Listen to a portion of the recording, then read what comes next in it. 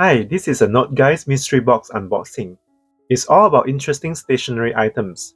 So if that interests you, keep watching.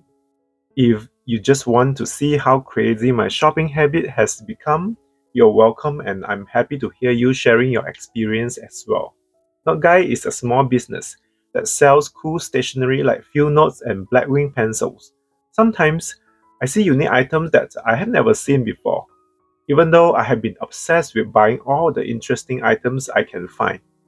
So far, you can see that this was packed really well. Items are protected, and they all stay together. At first, I thought this was some kind of decorative item, but it's actually a pencil sharpener.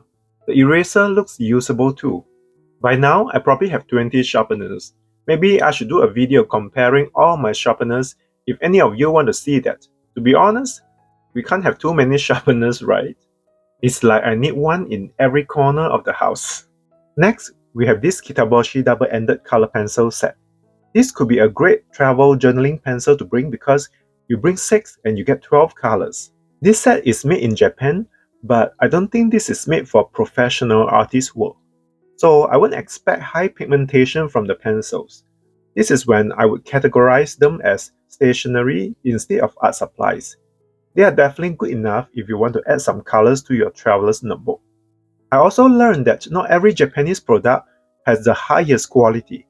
They all have excellent packaging design though. By the way, I paid $85 including shipping for this mystery box. So let's keep going and maybe you can tell me if it's worth it to buy this box. And then we have a bag of random pencils. I do see a couple of Blackwing pencils in the bag. I'm not familiar with the rest of the pencils.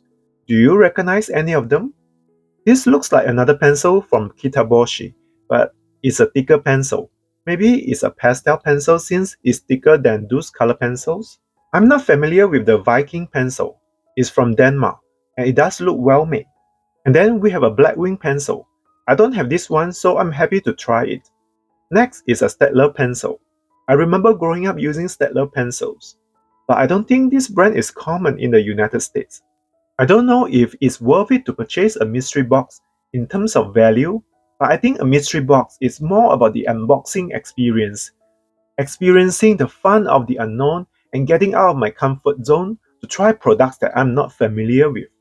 And of course, sometimes unboxing a mystery box can be unpleasant. It's not the case here though. I did enjoy opening up this box and seeing things I like. Maybe sometimes the value is not adding up, but seeing someone put in effort to put together a set of items for me to try, I do appreciate seeing that. Like this cool pencil that I didn't know existed. I will have to sharpen it with my X-Acto knife. Now this looks like a pack of stickers. They are all stationery related stickers. Some people like larger stickers like this to decorate their Stanley cups. Next, I see a note card with a typewriter illustration on it. I love this kind of illustration. I actually learned to type with an old-fashioned typewriter when I was in high school, but I don't remember when I last sent out a handwritten card. Do you still like to receive a handwritten card or letter? And then we got this Alice in Wonderland sticky notes for you to write down your thoughts while you are down the rabbit hole. If I really write it down every time I'm in that situation, the notes probably could fill a whole wall, but let's not go there. I would just say I do struggle quite a bit. That's why sometimes you don't see me posting long form videos. It's challenging for me to stay focused and concentrate. The next item is quite interesting. It's a die-cut stand message pad. I have seen something similar before, but I never bought one myself. I think it can be a sweet gesture to write something for your partner. Maybe tell your partner to get you that $3,000 designer tote bag that allegedly cost $60 to make. Is it going to work though? If you're not familiar with this kind of notepad, you just fold it in half to form a stand and the die-cut design will stand out on top. Let me move this closer and you will see a perforated line for you to fold it easily. I do love this origami crane design. I used to be very good at origami when I was a kid. And then another message pad with a sunflower design. I'm not going to open this though. This is a passport-sized notebook with a cool cover. I have never seen this before. Apparently, it was released by the Unemployed Philosophers Guild. Now I'm more confused. It does have an interesting format. It's very different from other pocket notebooks I own. This is a Logby pocket notebook. If you are not familiar with them, they use Tomoriwo paper, which is known for being fountain pen friendly. And I did purchase their notebook before. And then we have this Midori Stand A6 cross grid notebook. I have one in A5 size.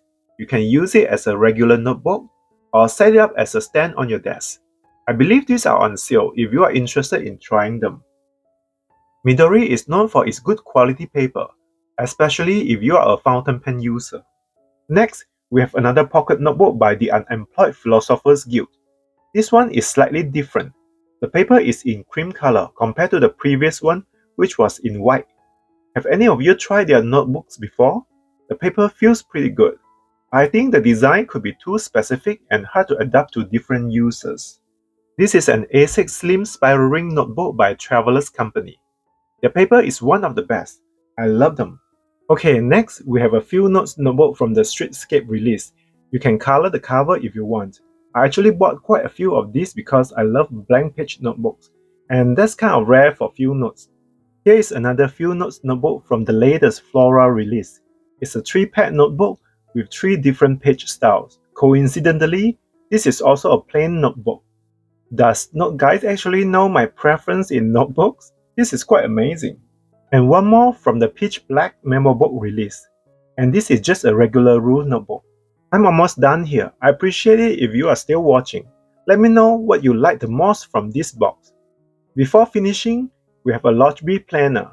Since I have bought so many planner stickers lately, would you like to see me design and decorate my journal pages? This one is undated, and it looks really nice. I will try to use it. The last item is an Autoblotter hardcover blank notebook. I haven't used this before, so I wonder how it compares to other well-known brands. Overall, I enjoy the unboxing experience. If you are interested, you can sign up for their newsletter to get notified the next time they release mystery boxes. They only have a few available each time. Thanks for watching. Bye!